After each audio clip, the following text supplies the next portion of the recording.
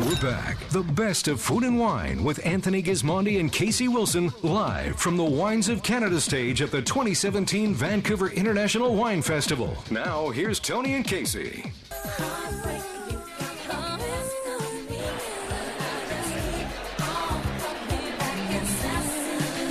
Welcome back to the best of food and wine. I'm Tony Gismondi. I'm Kasey Wilson. We're live today from the floor of the Vancouver International Wine Festival. People are lined up now. It's unbelievable how many people are here. Vancouver's gone wine nuts. It really has. I can't get over it. I'm going to ask our next guest about that. John Pullen, he's the marketing manager at Church and State Wine. John, welcome back. Hi, thanks. Are they crazy out there? Like, there's so many of them. They never give up. Yeah, it's been a great week. Great turnout. A lot of great exhibitors. We've had a great time. Do you feel the love in BC now for wine? Or? Yeah, we've had a great week with people coming by, asking a lot of really pointed questions, and really interested in what we're doing, familiar with what we're doing, familiar with the regions, different sides of the valley. It's been great. I wonder if wineries understand how great it is to have customers like that, like compared to many other parts of North America where BC is very loyal to BC. People have no idea even what wine is in many states and provinces. No, it's crazy. We have a really engaged group of people that are excited about what we're doing. They're interested in the industry as a whole, the different regions, the different styles. Yeah, it's fantastic. It's great. And your father Kim started Church and State. Yeah, he started Church and State. We started in Victoria in 2003, right? And we've slowly been expanding. As of 2008, all our Okanagan wines have been made in the Okanagan, island wines made on the island, kind of showcasing two very diverse, different sides of sides of BC. Well, Church and State in the Okanagan. Why don't we transport our listeners to that spot in the Okanagan? Yeah, in the Okanagan, we are focusing on the South Valley, so in between Oliver and Osoyoos. We're farming both sides of the valley, so Black Sage and Golden Mile sides of the area there. And we farm everything ourselves. We're 100% estate grown and made. So we're farming just under 110 acres producing right now. We've got a couple acres that we're waiting to plant up next spring. Coyote Bowl is one of your important sites. Yep, that was our second vineyard we planted. It's probably the most productive and most diverse sites we've got. We've got almost everything is represented on that site as some of our premium wines, Syrah, Merlot, Cab Franc, Malbec, Chardonnay, all exceptional at that site. And you built a gorgeous winery there. Yeah, small, intimate, fabulous place to visit. And do you have a wine club? We do. We have Club Q. And so our wine club, we do a quarterly distribution program. We feature wines that are not generally distributed through, retail channels, and offer some great rewards. Try and communicate with our members. Try and show some things that you wouldn't normally experience just by picking up bottles, and offer some great benefits.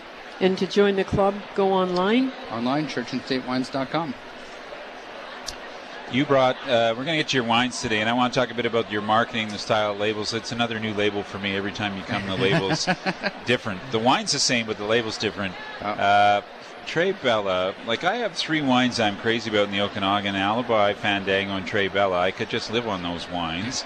I just love the freshness and the beautifulness in the wine. So tell us a bit about Tre Bella, and I don't even know what it says on there now. Does it just say state? Well, if you flip it the other way, it says church. Oh, perfect. Beautiful. So, yeah, these are both wines today are part of our new signature series, which is the final piece in some label rework we've been working on for the last 2 or 3 years. We started with the Lost Inhibition series, which is very cheeky, tongue-in-cheek. Took off like crazy. Yeah, it's been huge. We got written up in the Washington Post recently. It's taken off. It's become quite the phenom. But then we've turned our attention to our premium wines. The Signature Series is our premium collection of small lot, very focused, terroir-driven wines. And the Tre Bella is one that we've been producing since 2010. It's predominantly a showcase of Marsanne and Roussanne, with about a 10% addition of Viognier as well. and we aged this wine for 6 months in French oak and acacia wood, so it's quite unique. It's one that we kind of landed on this style in 2012 after 2 vintages prior with the barrel program and the blending. And it's one that we're tremendously proud of. Well, I think last year it was a Platinum Award winner in the National Wine Awards. That's correct. It was a Platinum Award winner last year. Almost impossible to do that's because very impressive. It's a 1% award, so I think if there was 1,500 wines, there was only 15 Platinums across the country, and it was one of them. We're tremendously proud of this wine. It's one that I find, showcasing Marsan-Moussan. We're farming this exclusively on the Black Sage bench of the South Okanagan. Ripens extremely well. We've kind of found our niche in this wine that we're just tremendously happy with and really enjoy producing.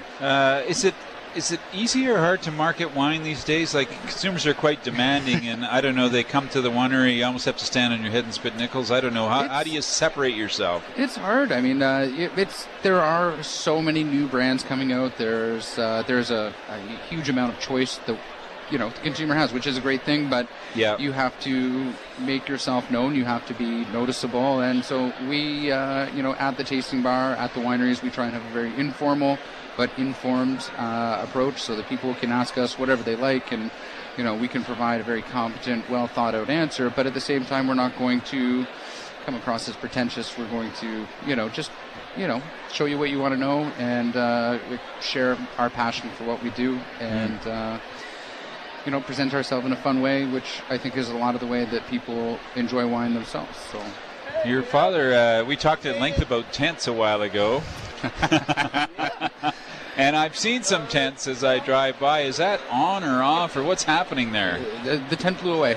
The tent blew away? The tent blew away. So we had a single tent, which was about 900 square feet. Such a great idea. We wanted to offer 5-star luxury accommodations in these soft-sided tents in the vineyard. And if you recall, when we had the wildfires a year or two ago, the wind generated from that fire literally ripped the front half of the tent off its footings, and it's been dismantled. But we are looking at, there's a lot of great builders in the lower mainland area here that are doing these small, sustainable, prefabbed buildings, and we're going to look to a hard-sided structure and offer that intimate vineyard accommodation in the next couple of years. So that's a work in progress for us. But the tent that you know of is gone. It blew away. It was destroyed, and then the birds moved in. I love that.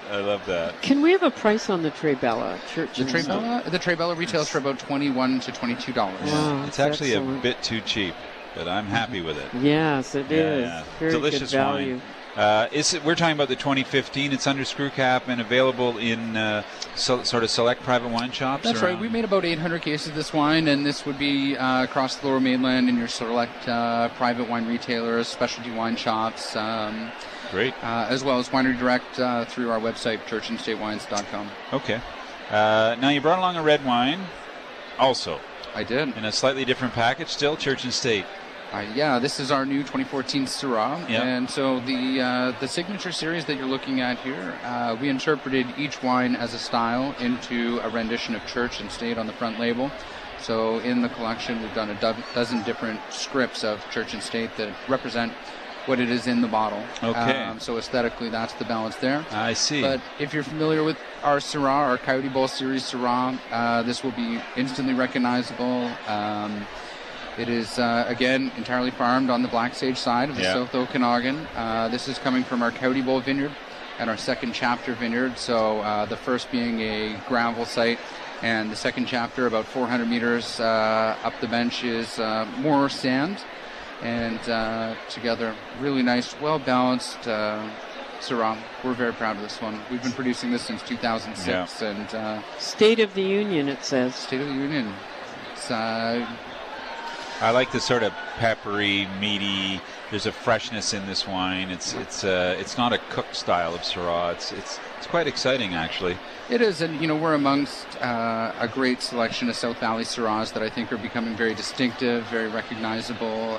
Truly a unique Southern Valley style that we're very privileged to be a part of. And these are great wines, not easy to sell. People sort of maybe just throw them in the same vein as Cabernet and that, but Syrah is not. It's a bit of a push in some markets. No, that's very true. Luckily, as we were talking about earlier, BC has a tremendous support for BC wine. They love supporting and discovering and learning about the different producers, the different styles coming from the province. And Syrah is one that's been really embraced by the province, and people buying wine here, they know BC Syrah, and it's one that we've developed quite a nice following for. It's a staple for Church and State. Yeah. Summer's coming up. Spring, summer. Are you ready to roll for tourists? Yeah, we're getting really excited for this season. We've been doing a live music program at the Tasting Bar all season in the Okanagan. One of the things most people might not know about us, we actually started in Victoria, and we've got a full program going on Vancouver Island next to Bouchard Gardens. So we offer a farm-to-table bistro there that's focusing on Peninsula, Cowichan Farms, local fisheries, and we also host some great events there, kind of seasonal parties and whatnot. And you have a Cowichan Valley wine as well, or no? We're farming exclusively down on the Saanich Peninsula, so we do Pinot Gris, Pinot Noir, but we're partnering with farmers for our bistro there, showcasing their produce there in the restaurant. And you have both wines at both sites, or that's right? That people can taste. Yeah, absolutely. So everything, if it's we grow and make our wine in Victoria, or we grow and make it in the Okanagan, they're very regional specific. We share those at both locations. So if you come to Victoria, we can tell you about the Okanagan, we can tell you about Victoria, and pour wines from both those places. Same in the Okanagan. John Pullen, he's marketing manager at Church and State. John, so you mentioned Q. How do people get involved in that? You can go onto our website, churchandstatewines.com, and we do quarterly distributions. We craft them all, so each package is a selection of hard-to-find, first of vintage, last of vintage, back vintage library wines. We try and showcase stuff that's generally not accessible to the general public.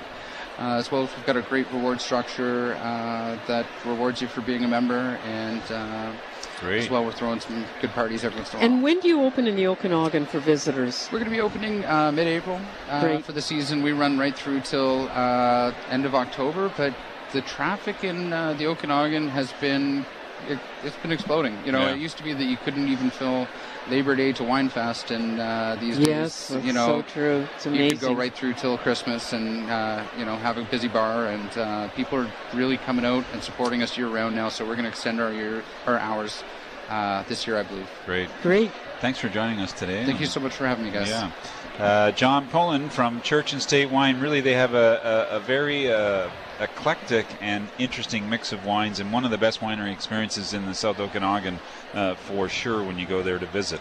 We have to take a quick break. You're listening to the Best of Food and Wine, and we're coming to you live from the floor of the 39th Vancouver International Wine Festival. Canada is the theme. There's 175 wineries in the room, and there's another 3,000 people here tasting this afternoon. It's crazy. This is the Best of Food and Wine Show, broadcasting live from the Vancouver International Wine Festival, where you can enter to win a deluxe 2-night stay at the Painted Boat Resort Spa and Marina on the Sunshine Coast. Visit paintedboat.com.